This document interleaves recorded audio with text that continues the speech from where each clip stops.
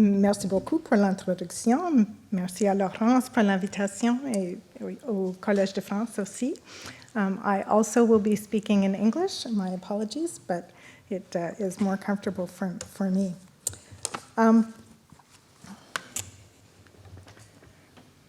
My topic, as you can tell, is the role of Indigenous peoples, Indigenous law, and the realization of environmental protection.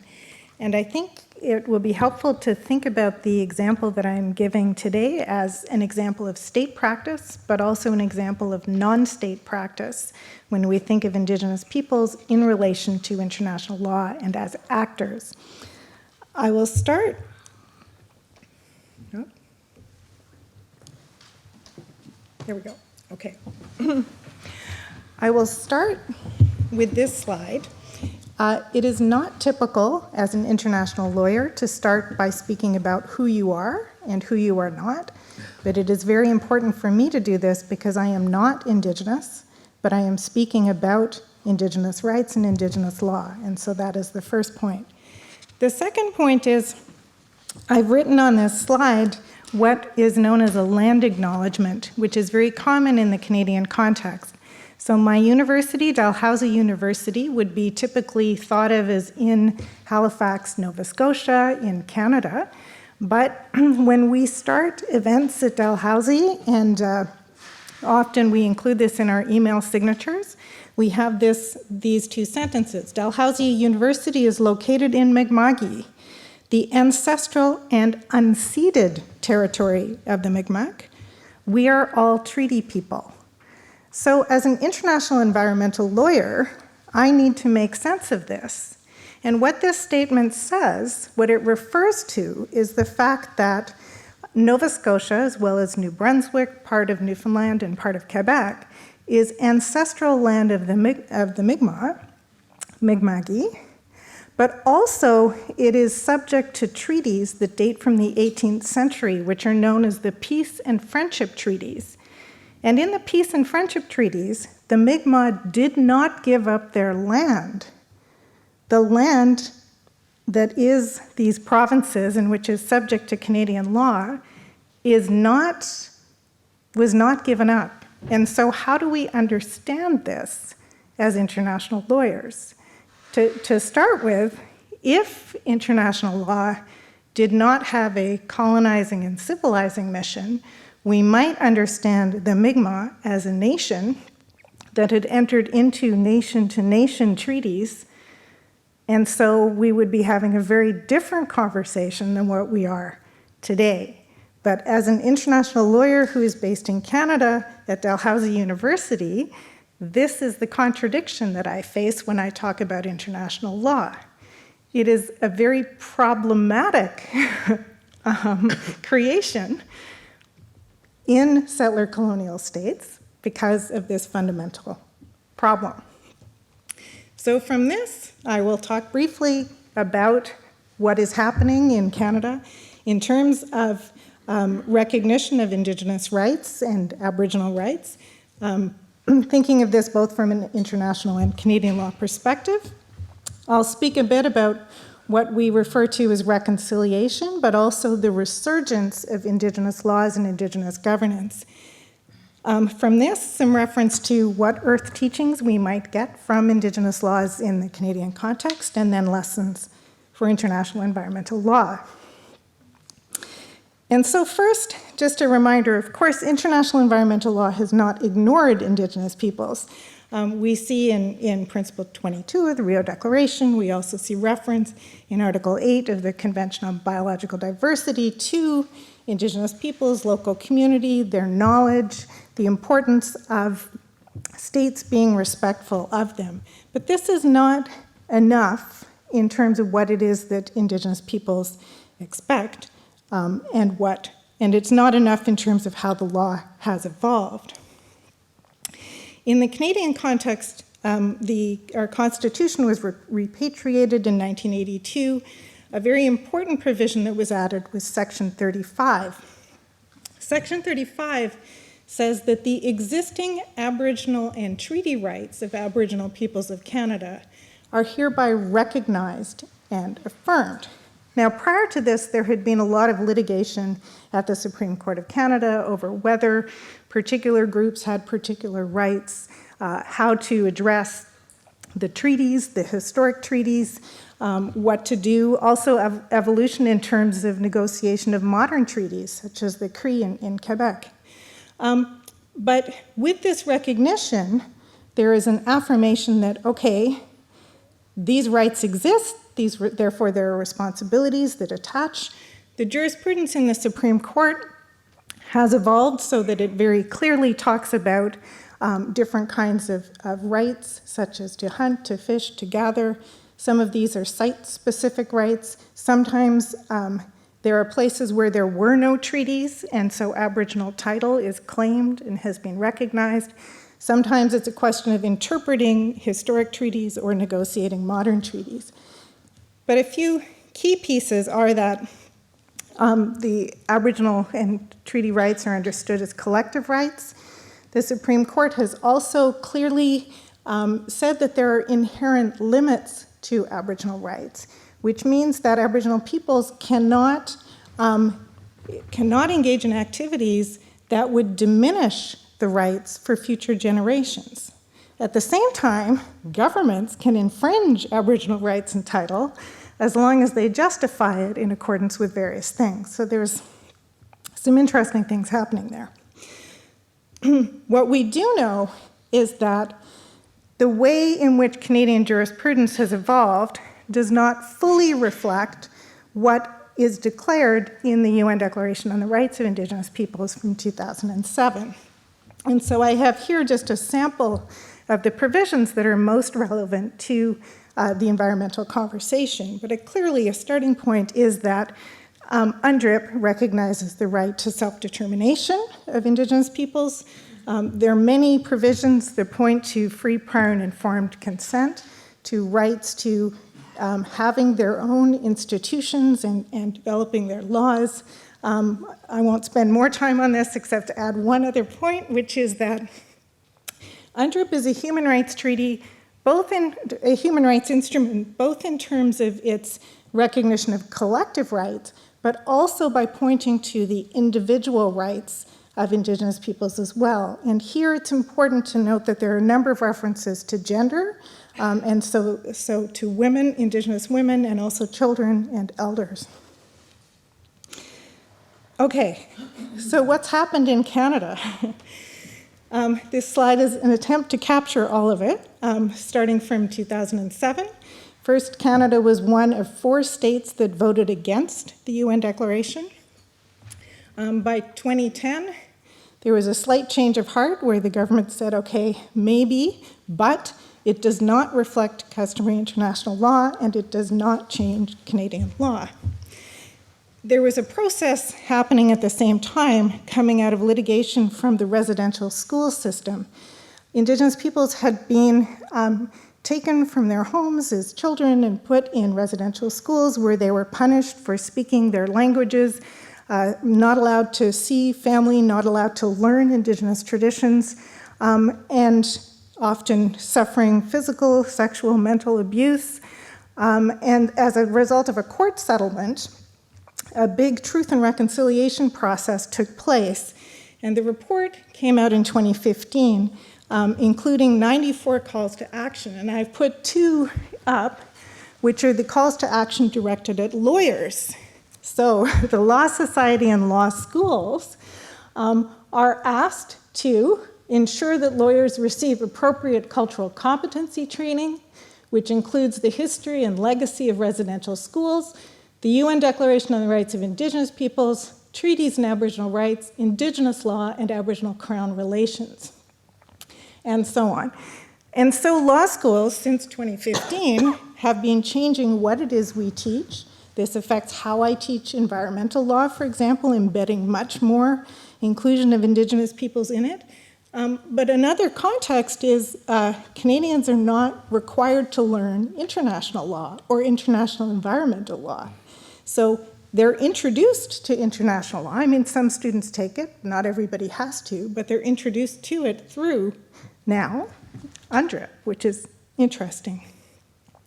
Another thing that happened, The TRC report called attention to the huge impacts on Indigenous women and girls that have been the violence that they have experienced, the disproportionately high number of Indigenous women who are imprisoned in Canada, but in particular to the horrific problem of missing and murdered Indigenous women and girls.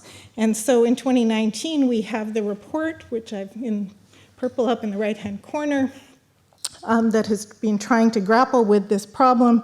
There are many recommendations, but it includes things like recommendations for extractive industries. So it's known that when extractive industries start operating in Indigenous lands, there are Indigenous women and girls who are at increased risk of violence, and so this is one of the things that needs to be addressed. And so most recently in 2021, the federal government has put in place a statute, the UNDRIP Act, and we'll see where that goes. Now, that was reconciliation, a commitment to reconciliation. This slide is about resurgence.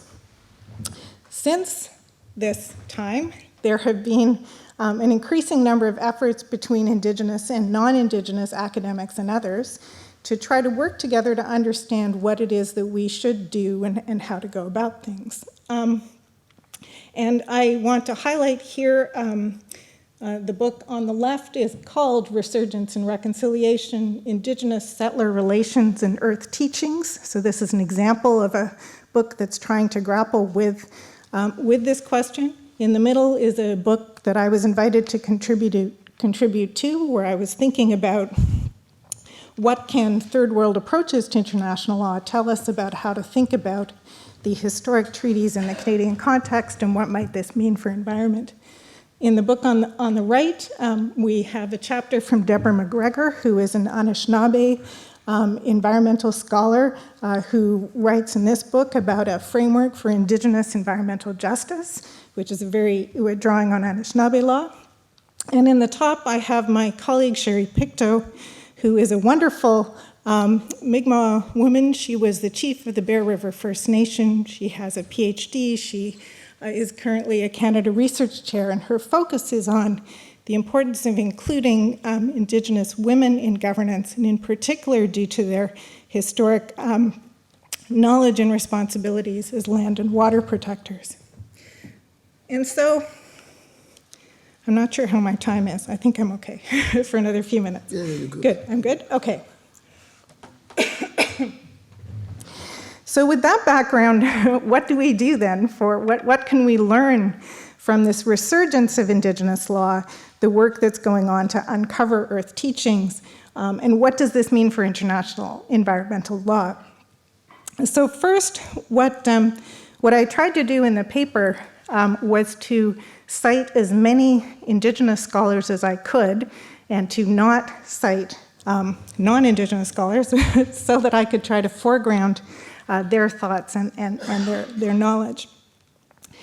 The first message is a sense that implementation of UNDRIP is necessary for all international actors. So yes, it's clear as a Canadian going through the TRC recommendations that implementation of UNDRIP is important, must be important to me, and I need to think about this in relation to international law.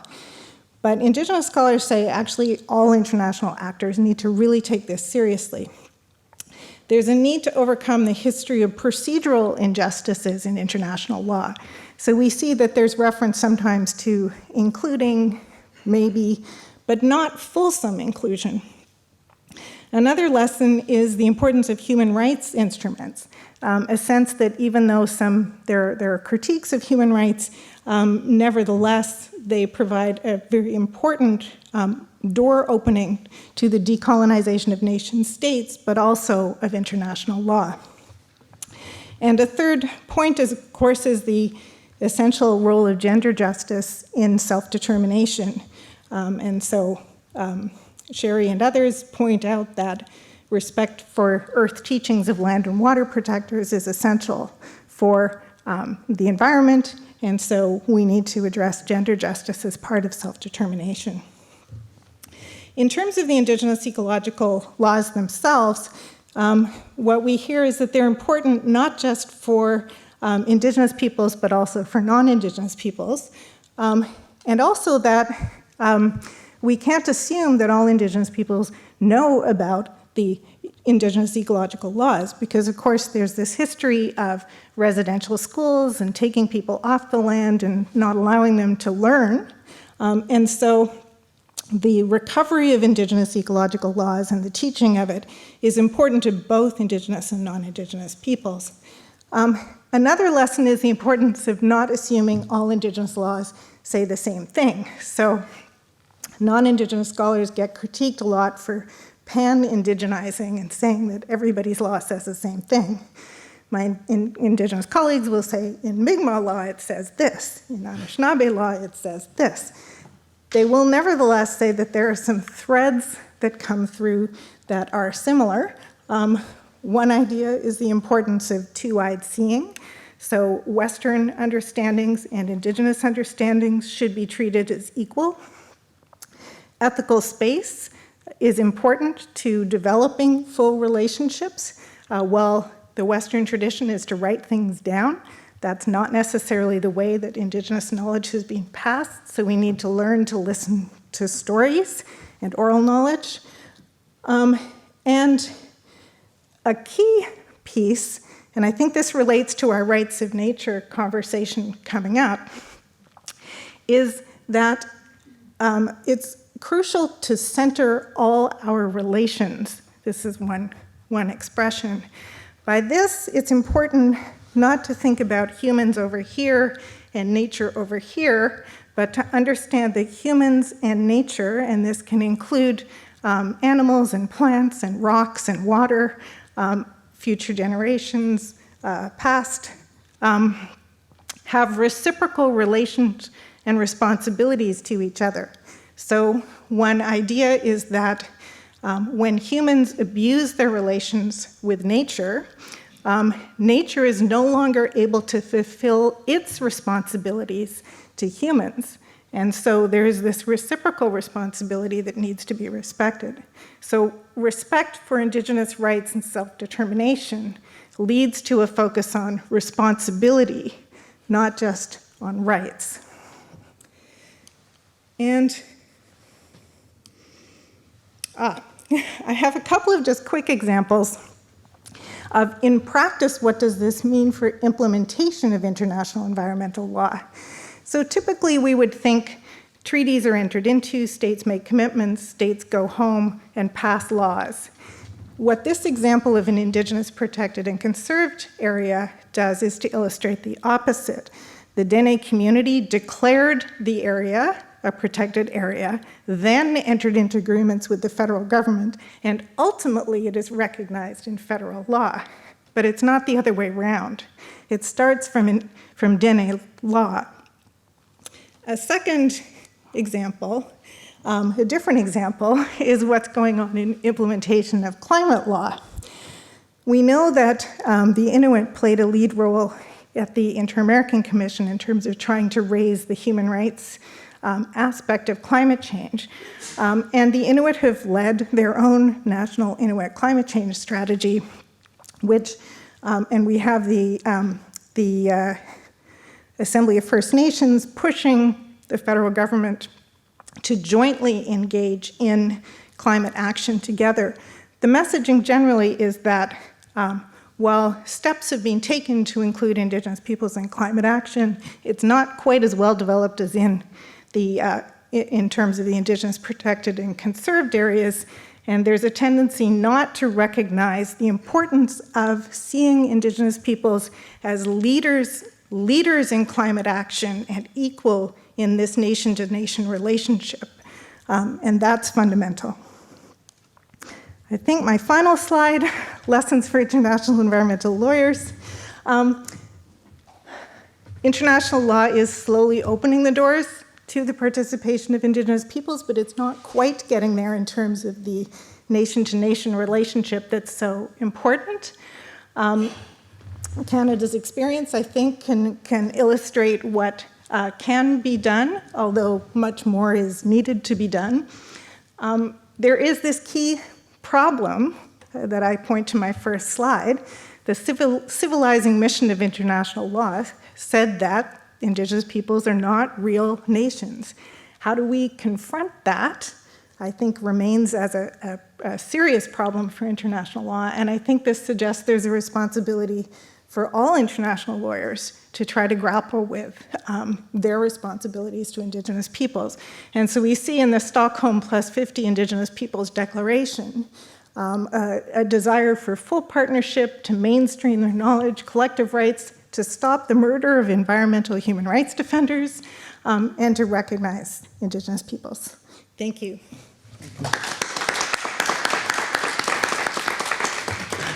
Thank you very much, Sara, for a very fascinating presentation. I couldn't help to smile when listening to you. I don't know if you saw that video a few months ago when President Macron went to Gabon in Central Africa. So he went to Gabon, and at some point there was a press conference with the president of Gabon and President Macron, and then a woman who was a representative of indigenous communities took the floor, and she was explaining to Macron that the money for the fight against global warming, the funding should be given to indigenous communities and not to governments. Of course, the president of Gabon was not very happy to hear that, that the money should be given to indigenous communities because they understand better than states how to talk to trees and how to save the planet. So I was thinking about a similar story listening to you. I think we can, of course, come back to that during the discussion, but I'm wondering to which extent we should not engage when we look at the Canadian experience in a comparative international law approach, because as surprising as it is, and I speak under your control, Ricardo, but the rights of indigenous peoples has actually contributed a lot to the development of the right to a healthy environment at the international level. When you look at the case law of the African Commission on Human Rights, African Court on Human and People Rights, but also some other regional courts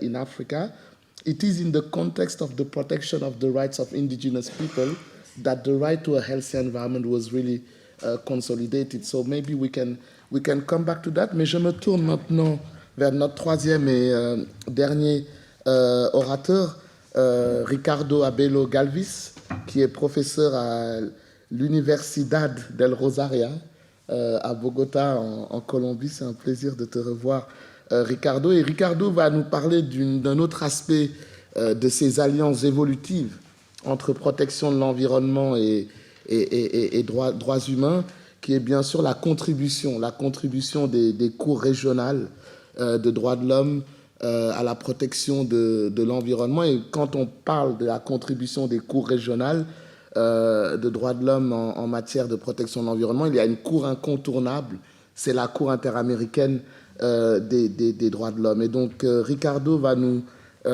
guider un peu sur comment la Cour a développé des liens en protection de l'environnement et droits de l'homme. Merci, Ricardo. Merci.